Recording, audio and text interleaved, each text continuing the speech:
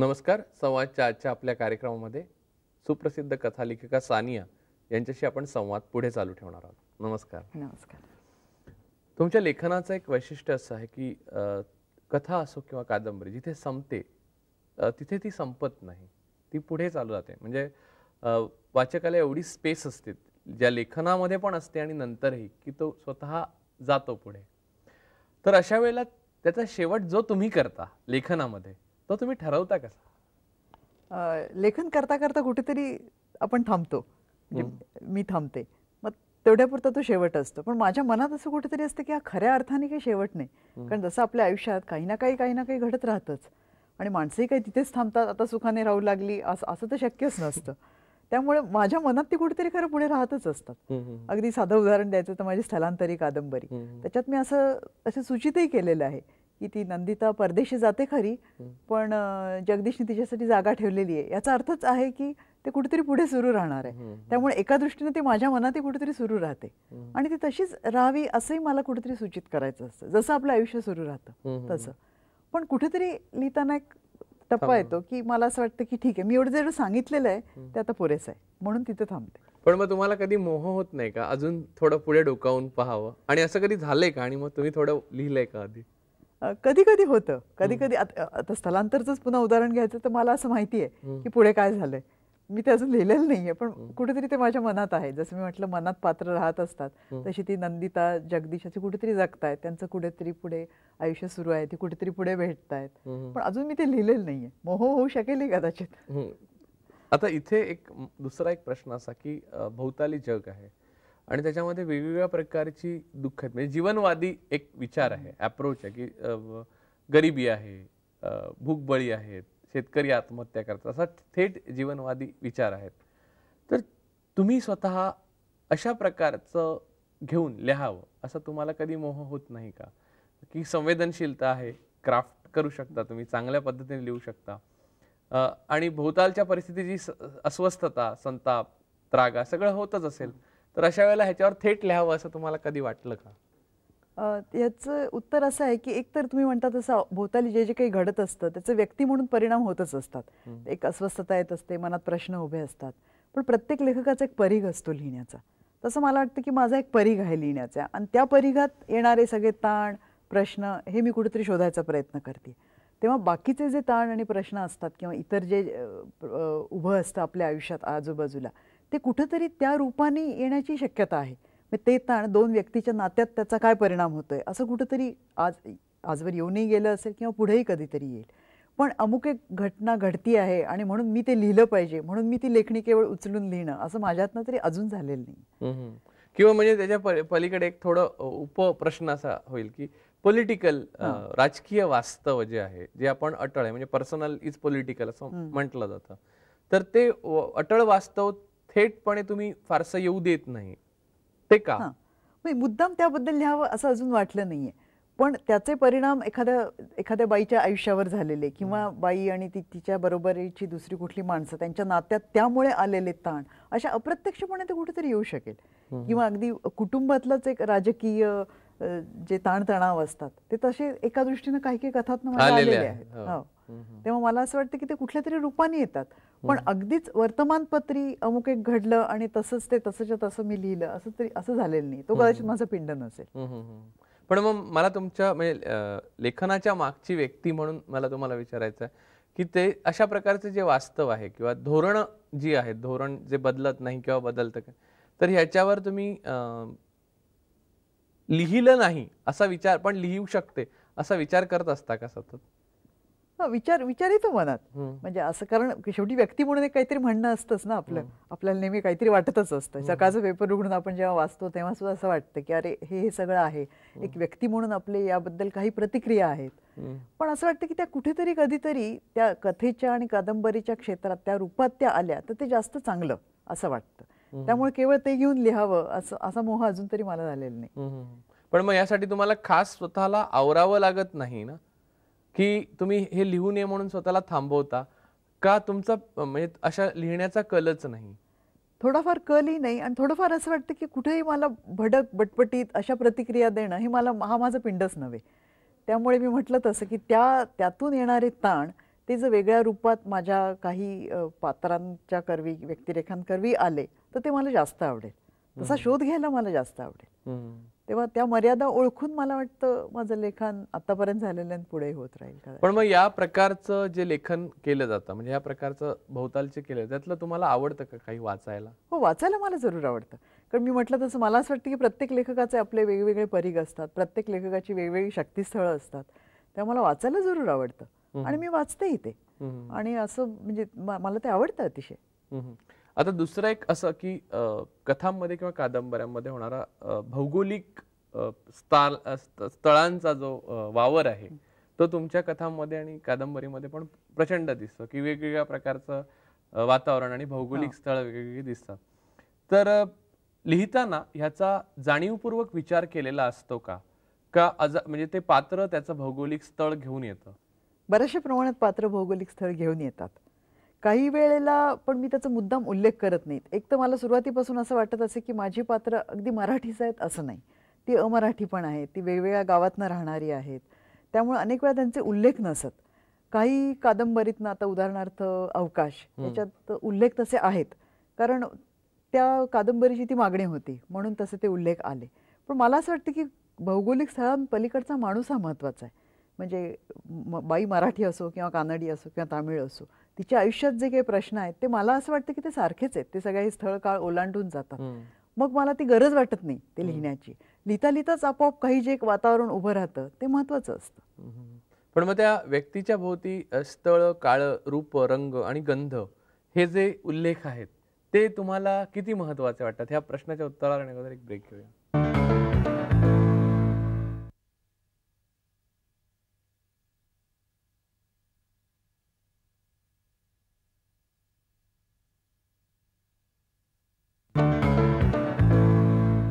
Break नंतर संवादमध्ये आपलं स्वागत. तर त्याच्या भोवती जे स्थळ, काळ म्हणजे दुपार, टळटळीत दुपार आहे किंवा असं काही रूप, रंग, गंध हे सगळं जे आहे ते किती महत्त्वाचं वाटतं? थोडंफार महत्त्वाचं असतं. कारण माझ्या तर मनात जी बाई समजा उभी राहिलेली असते, आता जान्हवी उभी राहिली माझ्या अवकाशची, तर ती तामिळ आहे हे मला माहिती आहे. मग ती मुंबईत आहे म्हणताना मग ते मुंबईचा एक पाऊस आहे ते मला माहिती आहे. मग ते कुठेतरी त्या त्या वेळेला येतं. त्यावेळेला ते प्रकर्षाने वाटलं तरी येतं. एरवीचं मला त्याची गरज वाटली नाही तर आपोआपच येत नाही.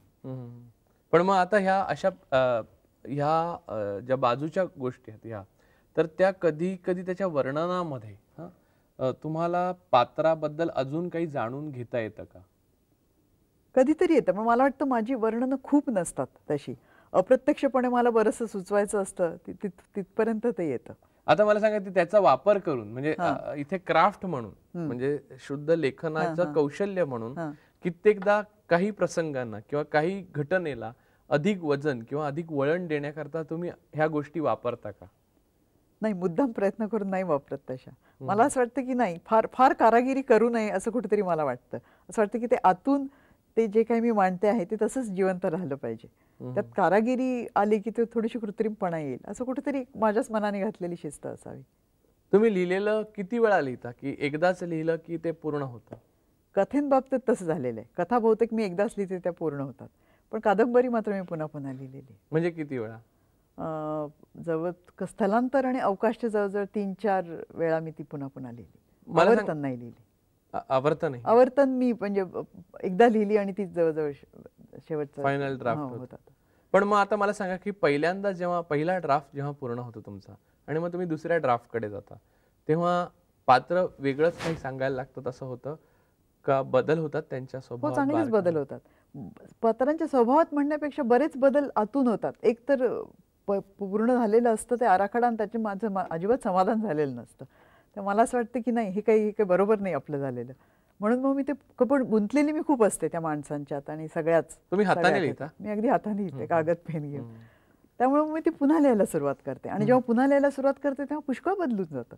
काही माणसं बदलतात, त्यांचा स्वभाव बदलतात, म्हणजे जणू काही ती मला नव्यानेच भेटतात असं झालं होतं. पण मग त्याचा जो फिजिकल लेबरचा भाग आहे, जो प्रत्यक्ष कष्ट, त्याचा एकदा दोनदा लिहून झाल्यावर कंटाळा नाही येत? मला स्वतःला येत नाही. मला स्वतःला लिहिणं खूप आवडतं.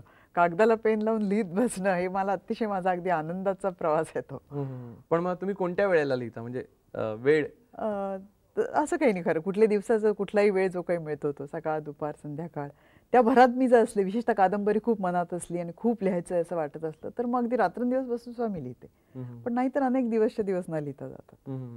पण मग आता हे अशा पद्धतीने जेव्हा ड्राफ्ट बनले जातात कादंबरीचे आणि त्याच्यातली पात्र, त्यातले ताण सगळं बदलत जातं, तेव्हा म्हणजे तो फॉर्म अधिक घोटीव करताना झालेले बदल असं आहे का? असं नाहीये. ते पात्रांचीच मला झालेली नव्याने ओळख असं कुठेतरी आहे. कारण ज्या अर्थी मला तो पहिला आराखडा माझ्या मनात उतरला नाही, त्या अर्थी त्यात काहीतरी कमी होती. ते निदान माझ्या माझ्या दृष्टीनं ते तितक्या चांगलं उतरलेलंच नव्हतं. म्हणजे मग मला ती पात्र माझी नीटची जाणूनच घेता आली नव्हती, असं मला वाटत राहतं. मग मी समजा पुन्हा लिहिलं तर ती पात्र मला ती काही अधिक सांगू पाहतात. त्यांचे काही छोटे छोटे कंगोरे दिसतात, काही आयुष्यातलीच काही कोपरे दिसतात. थोडंसं अधिकच कळतं. ती जशी पात्र जास्तीत जास्त प्रगल्भ होतात तशी तशी जणू मीही प्रगल्भ होत जाते ते लिहिता लिहिता. तो एक मला काहीतरी अधिक सापडतं. ही पात्र तुम्हाला भेटलेली असतात का? काही भेटलेली असतात, काही कल्पनेतली असतात. ते दोन्ही पुन्हा मिश्रणच असतं. अगदी पूर्णच्या पूर्ण भेटलेली पात्र मी नाही रंगवलेली कधी. आता मला एक दुसरं सांगा, म्हणजे लेखनाबाहेरचं की अशा प्रकारचं इतका काळ तुम्ही लिहित आहात, तर माणसं भेटली किंवा नवीन माणसं भेटली किंवा नवीन नातेसंबंध, नवीन व्यक्ती, त्यांच्याबद्दल पुढे म्हणजे विचार करत जाणं हे आपसूक किंवा स्वाभाविकपणे का त्यांच्या म्हणजे त्यांच्या तणावाविषयी ते ज्या पद्धतीने विचार करत असतील त्याविषयी आपसूक तुम्ही स्वतःशी करत राहता का? हो, आपसुकच करत राहते. एक तर माझा तो फार आवडीचा भाग आहे.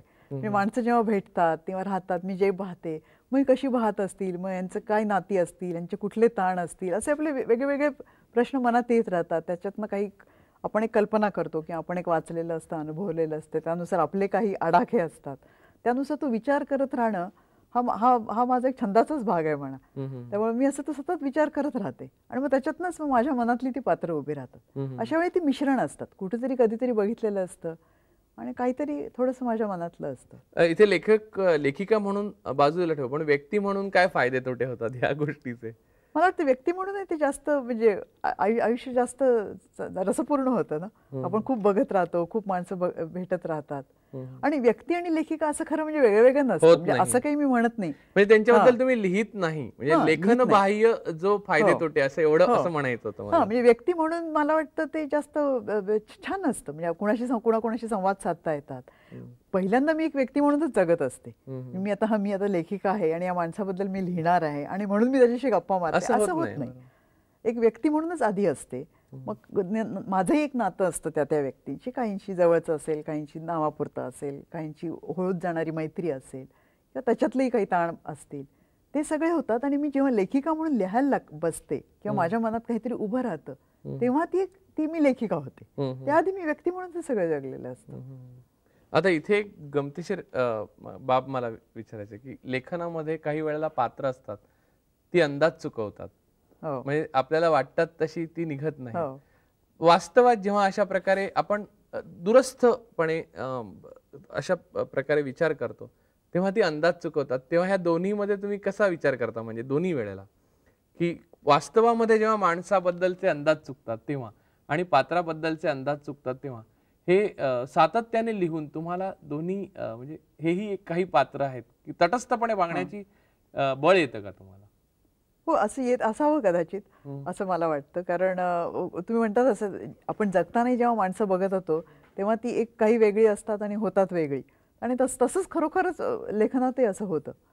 तेव्हा मला वाटतं ते, आणि ती काहीतरी मी असं बघते ती कुठेतरी आपल्याला काहीतरी शिकवत जातात. समीक्षा हा एक महत्वाचा भाग आहे, म्हणजे लेखकाच्या दृष्टीने किंवा लेखिकेच्या दृष्टीने समीक्षा हा महत्वाचा भाग आहे. तुम्हाला समीक्षेबद्दल की आपण लिहून झाल्यावर ज्याच्यावर जी समीक्षा येते त्याच्याबद्दल तुमच्या काय भावना असतात, म्हणजे आणि त्या बदलत आलेल्या आहेत का over a period of time? या प्रश्नाचे उत्तर देण्याअगोदर एक ब्रेक घेऊया.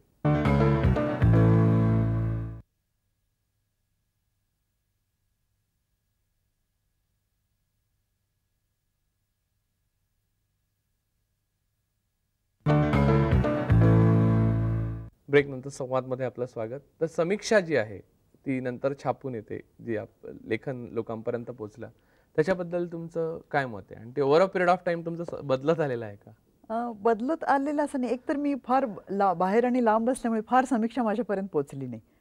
आणि तर जी काही थोडीफार पोचली त्याकडे तटस्थपणे एक बघण्याची आहे माझ्यात वृत्ती.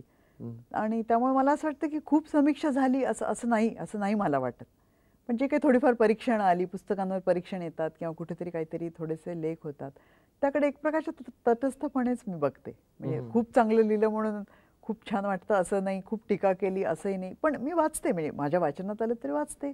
विचार करण्याजोगा असेल तर करते, नाही तर तेवढ्यापुरतं ते सोडून देते. पण एकंदरीत साहित्यामध्ये समीक्षेला काही महत्वाचं स्थान आहे, म्हणजे लेखनाच्या प्रक्रियेमध्ये, लेखकाच्या आतमध्ये त्या समीक्षेला काही स्थान असतं का? चांगल्या तऱ्हेने केलेल्या समीक्षेला असतं असं मला वाटतं. म्हणजे आपल्याकडे जर चांगले समीक्षक असतील की जाणून उमजून घेऊन एखाद्या लेखकाचा स्वभाव धर्म, त्याचं संपूर्ण लेखन विचारात घेऊन जर समीक्षा केलेली असेल तर ते चांगले संपादकासारखं आहे. तर चांगला संपादक हा फार महत्त्वाचा असतो. म्हणजे आपल्याकडे ती संकल्पना तितकीशी नाहीये, पण मला असं वाटतं की त्याचा फायदा होतो. तेव्हा चांगल्या समीक्षेचा फायदाही होऊ शकेल. पण बरीच वेळा नुसतीच वरवरची परीक्षणं लिहिली किंवा नुसतीच एक ओळख करून दिली पुस्तकाची, अर्थात पुस्तकाची ओळख हाही एक महत्त्वाचा भाग असतोच, पण फार वरवरच्या परीक्षणाला आपण समीक्षा म्हणू शकत नाही. मराठीत अशा प्रकारची जी खोलवर समीक्षा आहे ती होते असं वाटतं का तुम्हाला? थोडं आता भाषेकडे, ज्या भाषेत आपण लिहितो, आता म्हणजे आता माझा कदाचित अधिकार नसेल अशी समीक्षा होते किंवा नाही हे पण तुमचा अनुभव काय आहे? म्हणजे मला तुमचं स्वतःला निरीक्षण असं काय? वाटतं की माझ्या लेखनावर खूप समीक्षा झाली असं काही मला वाटत नाही. पण मग समीक्षा एकंदरीत म्हणजे तुम्ही मराठी खूप वाचता का? जे हाती येईल ते वाचते. पुन्हा असं मी महाराष्ट्राबाहेर फार असल्याने मग इंग्रजी वाचता का? इंग्रजी थोडंफार वाचते. म्हणजे पुन्हा असे त्याला काही दिशा नाही. मी मराठी साहित्य असा विषय शिकलेली नाही कधी आणि तशा दृष्टीने मी कधी केलेलं नाही. पण जेव्हा जे हाती येईल ते वाचायचं किंवा चांगलं एक वाचायचं इतपरच राहिलेलं आहे. पण आता तुम्ही मराठीत लिहिता, या ऐवजी कुठच्या भाषेत लिहिलं असतं? म्हणजे इथे तुमची मातृभाषा मराठी आहे, आपण मुद्दा बाजूला ठेवू. कित्येकांना असं खंत वाटत असते, म्हणजे असं वाटू शकतं की ह्या भाषेत मी लिहिलं नसतं आणि ह्या भाषेत लिहिलं असतं तर अधिक लोकांपर्यंत पोहोचून अधिक छान झालं असतं. हे असं तुम्हाला वाटतं का कधी? नाही, असं कधीच वाटलेलं नाही. एक तर मराठीची माझी भाषा आहे, मी मराठीत बोलत राहिले, मराठीत माझं शिक्षण झालं, त्यामुळे आपोआपच जे काही आपल्याला व्यक्त करायचं ते मराठीत, या दृष्टिकोनातूनच मी पाहिलं. आणि नंतर जरी इंग्रजी खूप व्यवहाराची भाषा झाली तर इंग्रजीत लिहावं असं मला कधी वाटलं. पण नाही, इथे आपली भाषा आहे, आपलं प्रेम आहे त्याच्याबद्दल, आपली मायबोली, आपण व्यक्त त्याच भाषेत होऊ शकतो, हे सगळं मान्य करूनही आपण अधिक लोकांपर्यंत पोहोचू शकतो आणि अधिक माणसांना आपले सहप्रवासी बनवू शकतो.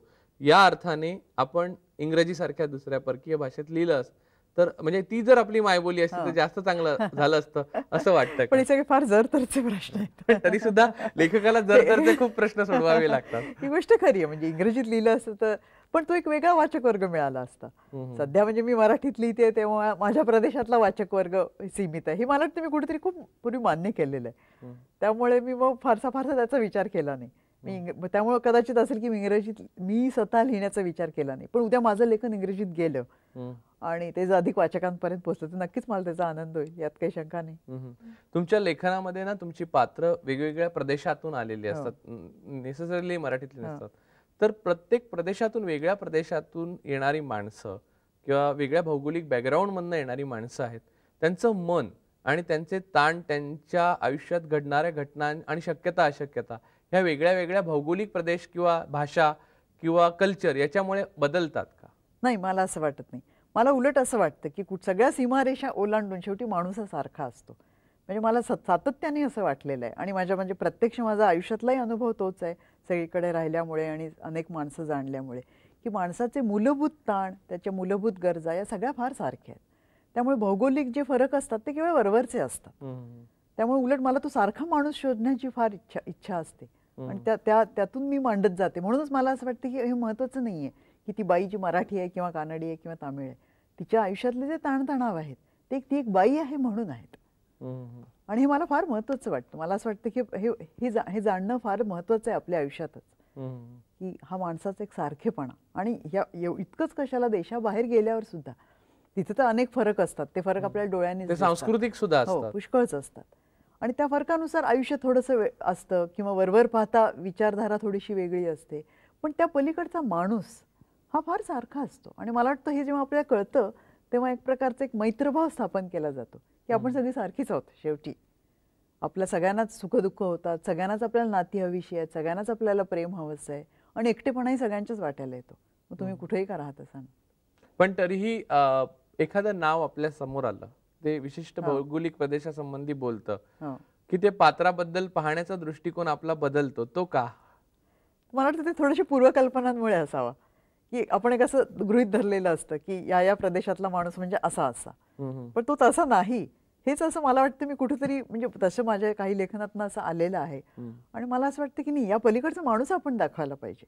कारण तो मला तसा दिसलेला आहे. तो जरी अमुक एका प्रदेशातनं आला आणि अमुक एका थोड्या वेगळ्या सांस्कृतिक वातावरणातनं आला, तरी देखील पहा तो शेवटी माणूसच आहे आणि तो माणूस आहे असं जेव्हा आपल्याला कळतं, तेव्हा आपल्याला तो जवळचा वाटायला लागतो. मग ते उरत नाही ना फरक काही, की तो कुठला का असेना. आता इथे हा प्रश्न मला म्हणजे अधिक त्याच्यात खोलात थोडंसं जायचंय, की जेव्हा तुम्ही व्यक्त करता एखादं पात्र आहे की ती तमिळ आहे, जसं उदाहरण घेऊ आपण, की तमिळ पात्र आहे, तर जेव्हा तुम्ही वाचक तुमचा मराठी आहे, बरोबर, त्याच्यासमोर ते तमिळ पात्र आलं की त्याच्या मनात एक प्रतिमा उभी राहणार, बरोबर. तर ही प्रतिमा उभी राहूच नये अशी प्रतिमा, म्हणजे ज्या पद्धतीचं लेखन तुम्ही करता ते मानवाचे मूलभूत प्रश्न तुम्ही हाताळता, बरोबर. तर अशा वेळेला ती प्रतिमा कशाला उभी राहावी, ती राहूच नये असं तुम्हाला का वाटत नाही? नाही, म्हणजे मुळात तुम्ही म्हणता तशी प्रतिमा समजा कदाचित उभी राहील, कारण मी तसं नाव घेतलेलं असेल. म्हणजे त्याची भीती वाटत नाही का तुम्हाला? अरे बापरे, म्हणजे त्या प्रश्नापर्यंत जर्नी ट्रॅव्हल करताना त्या वाचकाला त्या मधला जो अडथळा आहे आपल्या पूर्वकल्पनांचा, तो पार करून जावं लागेल. त्याऐवजी आपण त्याला मधल्या पूर्वकल्पना बाजूला करून सरळ त्या प्रश्नाला भिडवूया, असं नाही का वाटत? नाही, उलट मी त्याच्याकडे अशा दृष्टीने पाहते की हे मग एक आव्हान आहे, की मी जरी आता अवकाशमधलं एक तामिळ पात्र घेतलं ज्याचं नाव सदाशिवन आहे, मग कदाचित वाचकाच्या मनात काही पूर्वकल्पनांमुळे काहीतरी उभं राहील, पण मला दाखवायचं की त्यापुढचा तो एक चांगला, अतिशय सद्वर्तनी आणि प्रेमळ असा एक माणूस आहे. हे जर मी दाखवू शकले माझ्या कादंबरीतनं, तर ते मी आव्हान ते स्वीकारलं आणि ते तडीला नेलं असं होईल ना कुठेतरी. तेव्हा तशी भीती नाही वाटत मला, पण ते मी आव्हान आहे आणि ते मी, कारण मला तो माणूस दाखवायचा आहे, त्या पलीकडचा माणूस दाखवायचा हे मनात कुठेतरी असतं माझ्या. तुम्हाला मी अखेरचा प्रश्न विचारतो, की असं काय आहे लेखनामधलं जे तुम्हाला करायचं आहे आणि अजून तुम्ही केलेलं नाही? कारण वाचताना संपूर्णत्व वाटतं कित्येकदा तुमच्या लेखनामध्ये, ते संपृक्त असतं, तर असं काय आहे? असं तुम्ही म्हणता ते चांगलं आहे, म्हणजे मला छान वाटलं ऐकून, पण माझं स्वतःच असं समाधान होत नाही. मला असं वाटत नाही की मी आता खूप चांगलं काही लिहिलेलं आहे. मला असं वाटतं की याहून आपण काहीतरी शोधायला हवं, याहून काही मूलभूत प्रश्न आहेत त्याकडे आपण वळायला हवं. लेखिका म्हणून महत्वाकांक्षी आहात तुम्ही.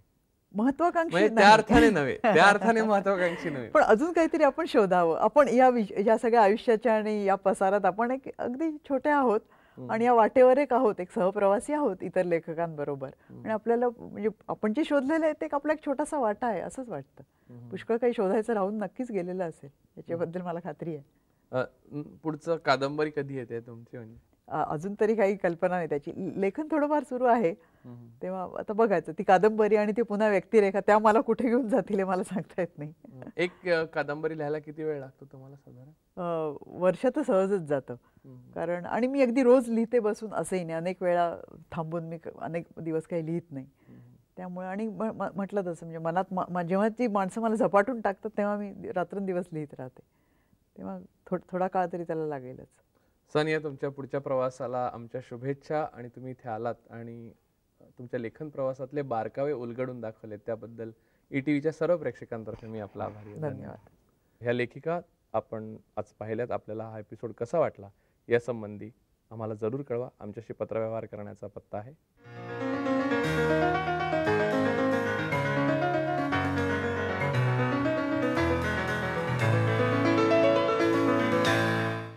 आजचं संवादचं पत्र आहे मधुकर रेगे, पुण्याहून त्यांनी पाठवले, सोमवार पेठ. आपला संवादचा कार्यक्रम मी नियमित बघतो आणि तो मला आवडतो. वेगवेगळ्या स्तरातील व्यक्ती निवडून त्यांना टिपून आणून त्यांच्याशी संवाद साधणं ही कला अत्यंत कठीण असली तरी हळुवारपणे आमच्यापर्यंत पोहोचवता त्याबद्दल आभार. आणि पत्र पाठवलं त्याबद्दल आम्ही आपले आभारी आहोत. पाहायला विसरू नका रोज सकाळी 8:05 आणि रात्री 12 वाजता संवाद, फक्त ETV मराठीवर. नमस्कार.